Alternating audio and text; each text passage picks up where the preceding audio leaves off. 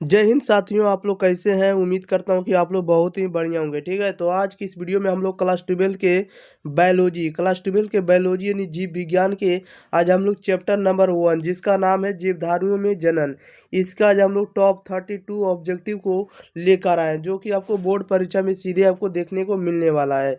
और आपको हम इस वीडियो में 100% ऑब्जेक्टिव याद करवा देंगे। तो आप लोग को काम रहेगा कि वीडियो को शुरू से अंत तक देखना है। अगर आप लोग वीडियो को लाइक नहीं किए तो वीडियो को लाइक जरूर करिएगा। ठीक है, लास्ट में आप लोग शेयर और चैनल को सब्सक्राइब कर दीजिएगा। चलिए तो स्टार्ट करते हैं, ज़्यादा विलम्ब ना करेंगे। आप लोग जिसका भी आंसर जानते होंगे 4 से 5 सेकंड के अंदर दीजिएगा। ठीक है, और इसका पीडीएफ जो है आपको टेलीग्राम चैनल पर आपको फ्री में आपको मिल जाएगा। वहाँ से जाकर आप लोग एग्जाम प्री आप लोग लिखेंगे टेलीग्राम चैनल पर, तो इसका पीडीएफ वहाँ पर आपको डाउनलोड मिलेगा। ओके, देखने को मिल जाएगा। चलिए तो स्टार्ट करते हैं क्वेश्चन नंबर 1 की ओर। कह रहा है कि आवृतबीजी पौधों के भ्रूणपोष में गुणसूत्रों की सूत्र गुणता क्या होती है, बताइएगा। कह रहा है कि आवृतबीजी पौधों के भ्रूणपोष में गुणसूत्रों की सूत्र गुणता क्या होती है। तो सूत्र गुणता जो होती है आपको 2n के रूप में रहती है। किसके रूप में? 2n के रूप में। राइट आंसर ऑप्शन नंबर इसका सी हो जाएगा। नेक्स्ट क्वेश्चन लेते हैं। क्वेश्चन नंबर देखिएगा आप लोग 2 नंबर। जैसा हम आपको पढ़ा रहे हैं वैसा ही सेम पीडीएफ आपको वहां पर डाल देंगे टेलीग्राम चैनल एग्जाम प्री पर। ओके, क्वेश्चन नंबर 2 में कह रहा है कि सूक्ष्म प्रजनन में क्या संभव है। सूक्ष्म प्रजनन में क्या संभव होगा। तो सूक्ष्म प्रजनन में जो आपको आलैंगिक प्रजनन संभव होगा। Right answer option number A हो जाएगा। क्वेश्चन नंबर देखिएगा थर्ड नंबर में कह रहा है निम्न में कौन है जो उभयलिंगी प्राणी है, बताइएगा। उभयलिंगी प्राणी कौन होगा। तो उभयलिंगी प्राणी आपको केचुआ होगा। Right answer option number A हो जाएगा। अगला क्वेश्चन नंबर देखिएगा 4 नंबर में कह रहा है कि ईस्ट में प्रजनन मुख्यतः किसके माध्यम से होता है। ईस्ट में प्रजनन जो है मुख्यतः किसके माध्यम से होता है। तो मुकुलन के माध्यम से होता है। राइट आंसर ए हो जाएगा। ईस्ट में जो प्रजनन होती है किसके माध्यम से होता है, मुकुलन के द्वारा होता है। राइट आंसर ए हो जाएगा। क्वेश्चन नंबर देखिएगा 5 नंबर में कह रहा है कि युग्मक समानता किस प्रकार के होते हैं, बताइएगा। युग्मक समानता किस प्रकार के होते हैं। ये आपको हैप्लाइड के होते हैं। कैसे होते हैं। तो हैप्लाइड होते हैं, एक गुणक होते हैं। राइट आंसर ए हो जाएगा। अगला क्वेश्चन लेते हैं। क्वेश्चन नंबर देखिएगा 6 नंबर में। चलिए 6 नंबर में देखिए क्या कर रहा है। कह रहा है निम्नांकित में किसमें पादप काय अगुणित होता है, बताइएगा। निम्नांकित में किसमें पादप काय अगुणित होता है। पादप काय अगुणित होता है, शैवाल में होता है, कवक में होता है, ब्रायोफाइट्स में होता है, ये सभी में होता है। Right answer option number D हो जाएगा। क्या हो जाएगा? डी बिल्कुल सही जवाब हो जाएगा। अगला क्वेश्चन नंबर देखिएगा 7 नंबर।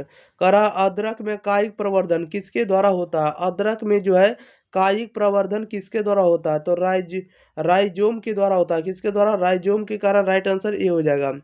अगला क्वेश्चन नंबर देखिएगा 8 नंबर में। 8 नंबर में कह रहा है कि कंद किसका रूपांतरण है, बताइएगा। कंद जो है किसका रूपांतरण है? जड़ का रूपांतरण है। Right answer option number D हो जाएगा। अगला क्वेश्चन नंबर देखिएगा 9 नंबर में।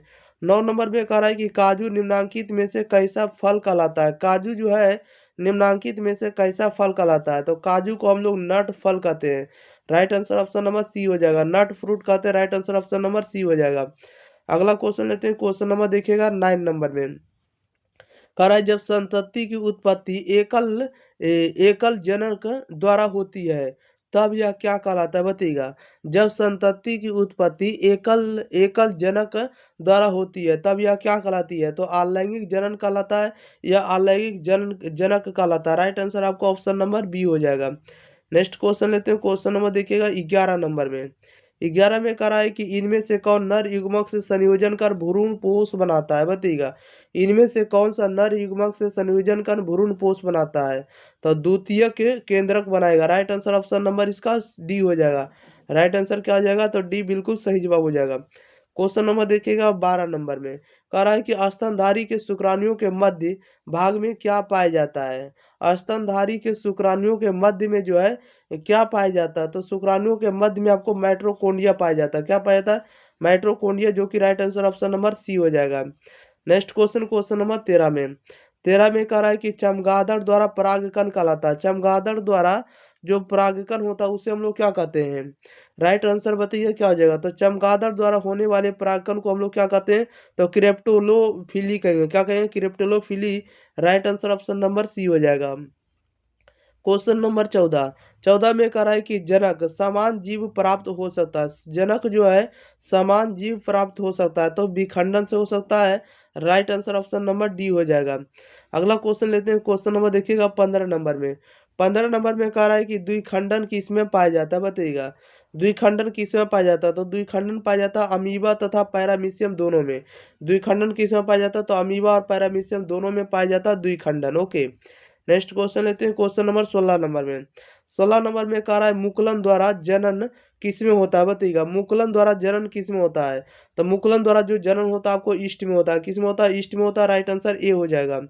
अगला क्वेश्चन, क्वेश्चन नंबर देखिएगा 17 नंबर में।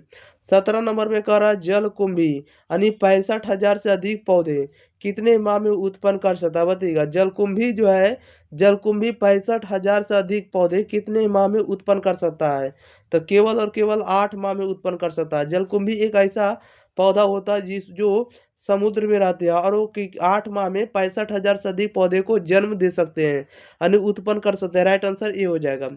क्वेश्चन नंबर देखिएगा 18 नंबर में। कह रहा है कि इनमें से कौन है जो केवल एक बार अपने जीवन काल में पुष्प पैदा करता है, बताइएगा।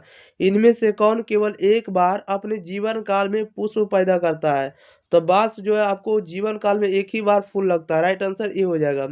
अगला क्वेश्चन लेते हैं। क्वेश्चन नंबर 19 नंबर में। 19 नंबर पे कह रहा है ऋतु स्राव चक्र किसमें होता है, ऋतु स्राव चक्र किसमें होता है, तो ऋतु स्राव चक्र जो होता है मासिक धर्म किसमें किसमें होता है, तो मनुष्य में होता है, बंदर में होता है, चिंपैंजी में होता है, सभी में जो होता है ऋतु स्राव चक्र होता है। मासिक धर्म सभी में होगा। राइट आंसर डी हो जाएगा। अगला अगले क्वेश्चन, क्वेश्चन नंबर देखिएगा 20 नंबर में। कह रहा है मनुष्य के युग्मकों यानी गैमेट में गुणसूत्रों की संख्या होती है। मनुष्य के युग्मकों में गुणसूत्रों की संख्या होती है, तो गुणसूत्रों की संख्या कितनी होती है, तो 46 होती है। कितनी होती है, मनुष्य में गुणसूत्रों की संख्या जो होती है 46 होती है। लेकिन जब देखिए मनुष्य के युग्मकों में गुणसूत्रों की संख्या कितनी होती है, तो आपको 46 होती है। ओके, याद रखिएगा इस बात को। नेक्स्ट क्वेश्चन लेते हैं। क्वेश्चन नंबर 21 नंबर का रहा है इनमें कौन है जो अन्य प्रजक प्राणी है, बताइएगा। अन्य प्रजक प्राणी कौन होता है, तो अन्य प्रजक प्राणी जो होता है आपको यानी अंडा देने वाले प्राणी कौन कौन होते हैं, तो आपको मुर्गी होते हैं, सांप होते हैं, मगरमच्छ, ये सभी आपको अन्य प्रजक प्राणी है। राइट आंसर आपका डी हो जाएगा। अगले क्वेश्चन, क्वेश्चन नंबर देखिएगा 22 नंबर 22 नंबर कह रहा है जब निषेचन जीव के शरीर के बाहर होता है तब उसे क्या कहते हैं, बताइएगा। जब निषेचन जीव के शरीर के बाहर होता है तो उसे हम लोग क्या कहते हैं, तब उसे हम लोग बाह्य निषेचन कहते हैं। राइट आंसर ए हो जाएगा। अगला क्वेश्चन, क्वेश्चन नंबर 23 नंबर में कह रहा है युग्मक स्थानांतरण हो सकता है, युग्मक स्थानांतरण हो सकता है तो जल द्वारा हो सकता है। यानी हम लोग युग्मक जो है कैसे स्थानांतरण कर सकते हैं, कैसे ट्रांसपोर्ट कर सकते हैं, तो जल द्वारा कर सकते हैं, वायु द्वारा, हवा द्वारा, ये सभी के द्वारा कर सकते हैं। राइट आंसर डी होगा। इनमें से सभी है, इन सभी द्वारा। अगला क्वेश्चन लेते हैं। क्वेश्चन नंबर देखिएगा आप लोग सीधे 24 नंबर में। निम्न में से किसमें वायु निषेचन होता है, बताइएगा। निम्न में से किसमें जो है वायु निषेचन होता है, तो वायु निषेचन होता है किसमें, तो मेढक में होता है। राइट आंसर ए हो जाएगा।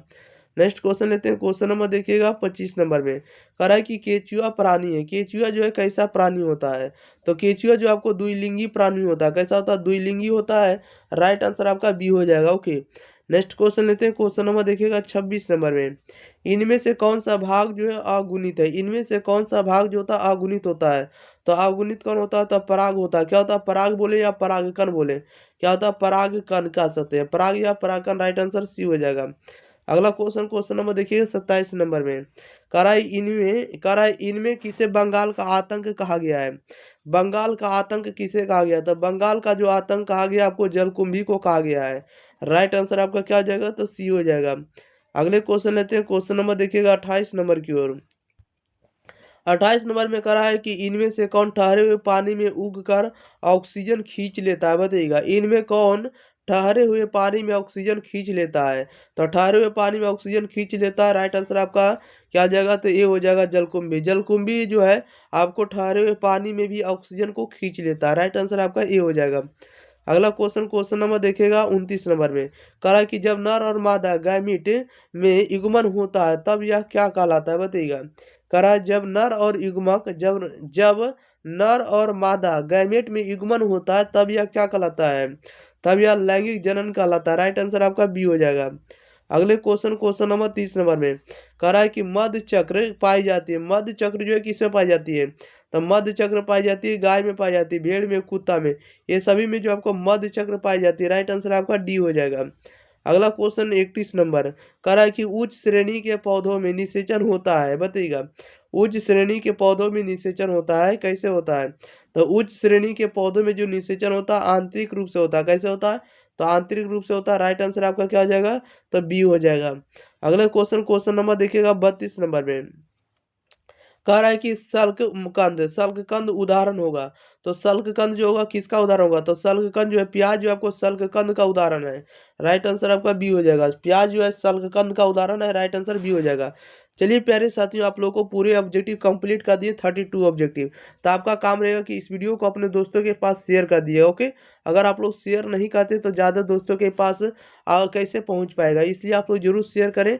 और चैनल को अगर आप लोग सब्सक्राइब नहीं किए तो सब्सक्राइब भी कर सकते हैं, ये आप लोगों के ऊपर डिपेंड है। ओके, चलिए तो मिलते हैं हम लोग अगली वीडियो साथ चैप्टर नंबर 2 के साथ। Thank you for watching this video. धन्यवाद।